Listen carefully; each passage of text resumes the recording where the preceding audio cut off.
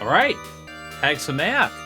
It is night 7, and on tonight's episode, I'll be covering the eternal question, Vavus, why are there no good Hanukkah movies?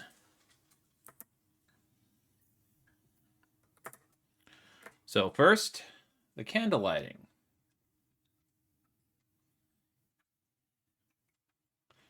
Start with the newest one first. Look at that, 2 in 1.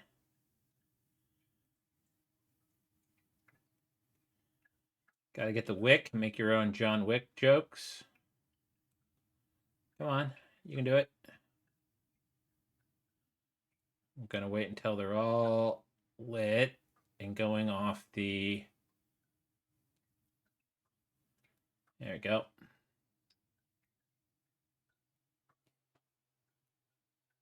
And that little drip is why I put down tinfoil.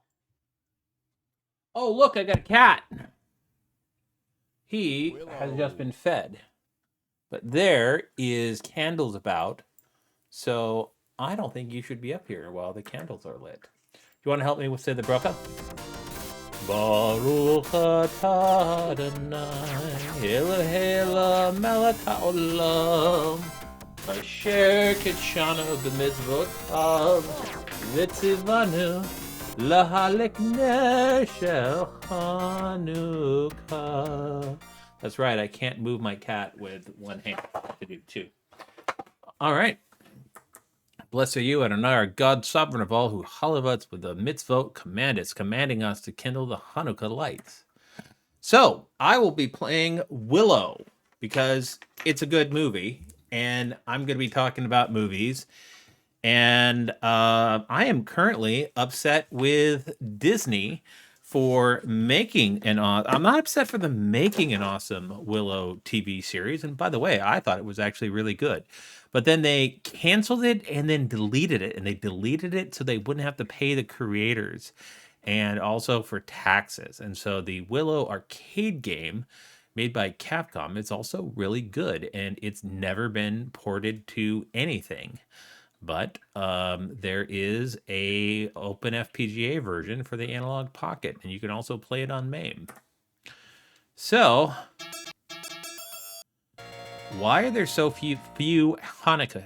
Why are there so few Hanukkah films? Well, roughly 1% of the U.S. is Jewish. The highest concentrated area is like New York, and it's like roughly 10%. But statistically, the entire nation, it's close to 1%, and only 0.2% of the world is Jewish. Oh man, I need to pay more attention. So movies have to have a mass market appeal in order to get made. And simply, there's not, we got a population issue on that. And then, to make it worse, so movies have to have a mass market appeal to get made, or they're not gonna take a risk on it. So there are some, really great Jewish filmmakers, but it took Steven Spielberg quite a while to make Schindler's List and Munich, but even in that, it's like it takes a while to. So not everyone's Steven Spielberg, and they're not going to take the risk. So a lot of the film industry isn't going to take a lot of risk, and especially now, they tend to make a lot of sequels and reboots and whatnot. And let's see. So the other reason is, since the 2 points of light. Oh man. There's a boycott of Israeli actors such as Gal Gadot. And so as a result of that, just by putting a Israeli or currently it's Israeli, but who knows if it gets worse in the future, but just by having, and the so that's all it would take to get a movie banned in a certain country. And so the other reason is it's just a lot easier to make Christmas movies. And yeah, historically, there were many Jews in Hollywood, but they didn't want to risk the studio on a movie that could flop. So they are gonna, be a little risk adverse, and that's why it's amazing how many Jewish films actually did get made. So I'm gonna actually talk about films next to watch for Hanukkah. Some of them are actual Hanukkah movies, and other ones are at least thematically appropriate or entertaining to watch for Hanukkah. So first is The Hebrew Hammer. This is, if you haven't seen it, it's quite a movie. It's a comedy. It's a satirical comedy. It's sort of making fun of blaxploitation movies, but it is a Jew-sploitation movie. And it is starring, let's see, Moonlight Magic, yes. Nah. So the gist is Andy Dick plays Santa Claus's evil son, and there's a revolution at the North Pole, and so Andy Dick is then the new Santa, and he declares war on Hanukkah. So the Hebrew Hammer has to quite literally save Hanukkah. And so part man, part street, 100% kosher. Then there is, believe it or not, the Rugrats Hanukkah special. Or it's called Hanukkah or Rugrats Hanukkah. I'm also going to give a shout out to the Rugrats Passover. But it is a telling of not only the story about the Maccabees, but also it's really lovely about Grandpa goes to shul and the kids, and Grandpa comes to terms with a person in his past, and it is just adorable. You can actually stream it on, I got it on Amazon, but I had to pay for it, but it was only like $3. Totally well worth it. Even if you don't like the Rugrats, it's a good watch. We don't have you got Charlie Brown Christmas, but there's not much for Hanukkah, but at least we got the Rugrats. Then I'm going to put this down as a 2-for-1, the Seth Rogen 2-for-1. So you have got him. An American Pickle and The Night Before. So in the American Pickle, let's just make sure I got the audio right on this one because music's a little loud. Turn the mix down a little bit. So in An American Pickle, Seth Rogen plays a Russian Jew who is or a Jew that lives in Russia who goes to the New World, and he falls into a vat of pickle brine and becomes preserved. And I just died right there. And he runs into his descendant, who's also played by Seth Rogen. And so it is a Man Out of Time, and it's hilarious. And there's a joke about Jonas Salk defeating polio. He always would make a joke about, or make a thing about, like how it was important for him that he kept making references to polio because it was a thing when he was alive, or before he fell in the pickle. And so he's very pleased when he found out that it was a Jewish scientist, Jonas Salk, who finally defeated polio. Then there's The Night Before. So this is about Seth Rogen and Anthony Mackie and Joseph Gordon-Levitt. are bros who get one more night to go out and party. And so it is a two Christmas or a Hanukkah or a Kwanzaa, Christmas, and Hanukkah movie. And there's much debauchery. Let's see. Clicking and moving on. Natasha Lyon's, I hope I'm not messing up her name, Russian Doll. This is actually not I should pay attention. It's a really great TV show. There's 2 series. It's sort of a mini series. I think there's like 8 or 10 episodes. She is sort of stuck in a loop, and so she herself, believe it or not, was on Pee-wee's Playhouse as a girl, and then she also went to a Jewish day school, a Jewish school, Hebrew school, and she Orthodox, which is surprising because she was also in show business.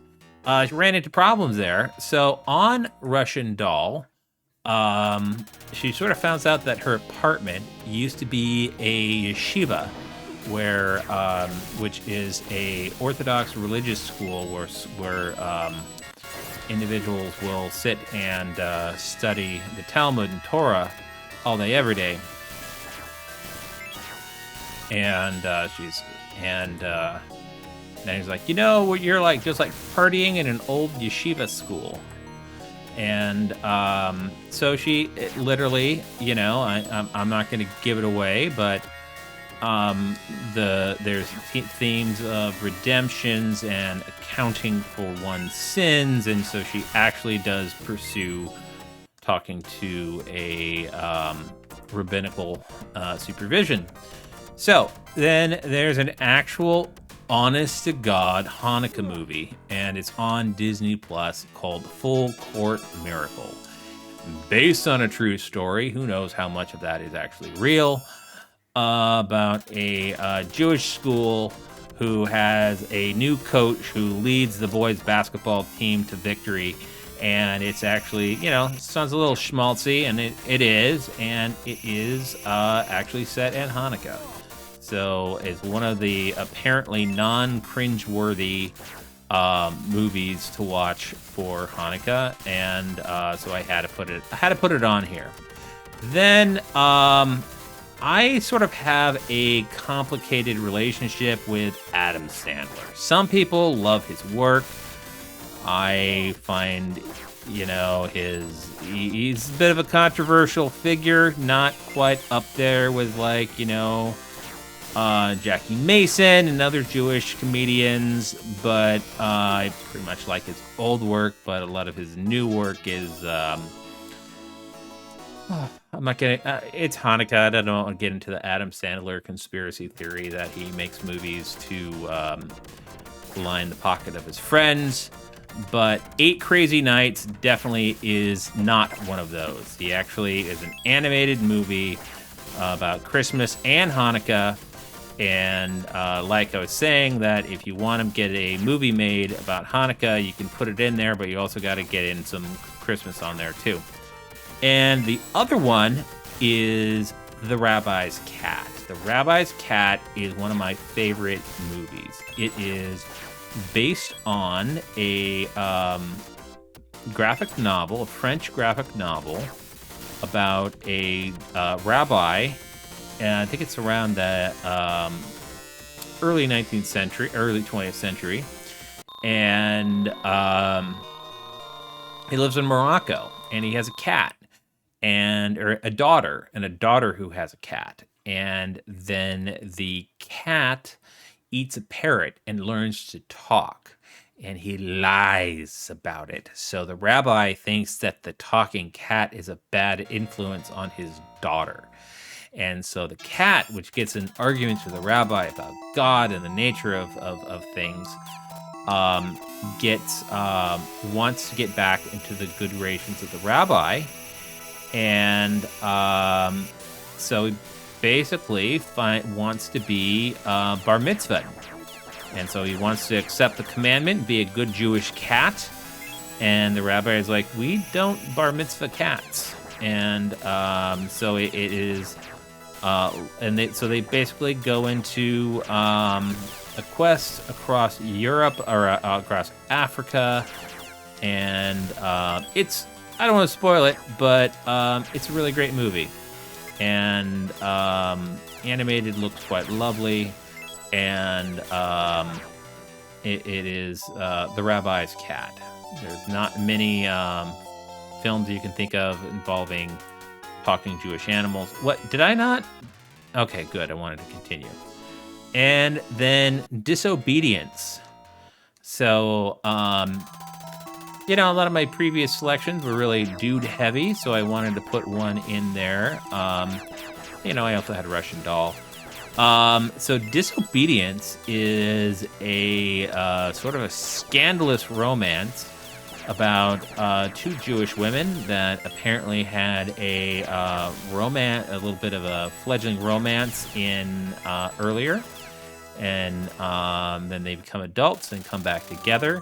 And one of them is married, and it is let's see, Charm Ring. Ooh, Life Pack Extended. I need that. Let's see. 3 points of memory attack.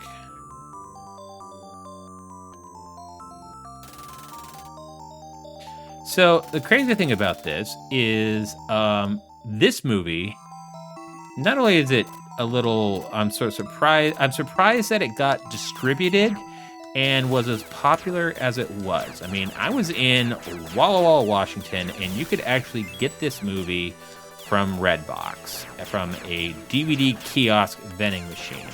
And there's usually movies involving women and with queer themes and Jewish themes don't quite get as wide distribution. But here, this was queer, Jewish, and female focus, and you could actually go to Redbox and get this movie. And so I found that was amazing, and I missed the jump. Yeah. Probably not watch it with your parents in the room. Diehard. That's right. I'm putting Diehard in here. So here's a tweet where Mr. Jacob Brogan says, actually, Diehard, get over there, is a story about a desperate insurgency against a vastly superior invading force requiring near miraculous marshaling of limited resources. It's a Hanukkah movie. So, oh shoot. So, and I forgot to continue. I didn't continue because I hit tab on my OBS. So, if Die Hard is a Christmas movie, we also get to claim it as a Hanukkah movie. Besides, believe it or not, this is also Alan Rickman's first movie. I mean, sure, he's done a ton of TV stuff, but he's just such an amazing actor, and I miss him. So early on, when I was writing this movie, or this, writing for this, the Hallmark Channel, I found out the Hallmark Channel has been trying to branch out and actually, instead of just making nothing but Christmas movies, 1 year, or for the last 2 years, they're going to make 1 or 2 Hanukkah movies. And let's see, last year was Hanukkah on the Rye, and this year it's called Hanukkah on the Rocks. And so I saw a Facebook post about it, and I saw that Mark Summers, who I used to know from Double Dare and watching Nickelodeon as a kid, I saw that he was in it, and I thought, Mark Summers, I'm not 100% certain if I'm buying old Jewish man vibes from Mark Summers. And then someone put me in my place. They were like, well, actually, his real name is Mark Berkowitz, and he almost became a rabbi, and he's a 73-year-old Jewish man. So does he have enough old Jewish man energy for you? And I thought about it and said, fine, I'm sorry. I'm sorry, Mark. I'm sorry, Mark Summer. I committed Lashon Hara. Fine. I'll sign up for a Hallmark Plus account, and I did. I signed up for a Hallmark Plus account, and I watched the movie, and he was really good in it, and he plays the father of the heartthrob, and the movie was... I'm not gonna lie, like, it was schmaltzy. It was schmaltzy. So, schmaltz, for those of you that don't know, when you make chicken soup and you have melted chicken fat on the top, either from the bone or from chicken, it is referred to as schmaltz, and it is a big ingredient in Ashkenazic cooking.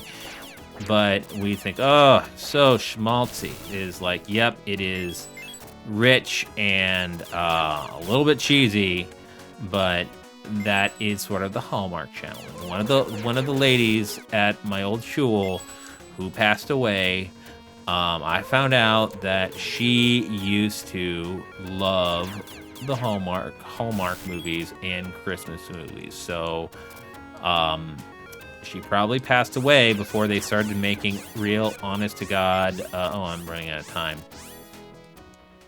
Before they started making real honest to God. No, I'm gonna probably run out. Ooh, time over. So, Mark Summer, I'm sorry. Go watch Hanukkah on the Rocks. So, this is 8-Bit Joystick. Like, comment, and subscribe.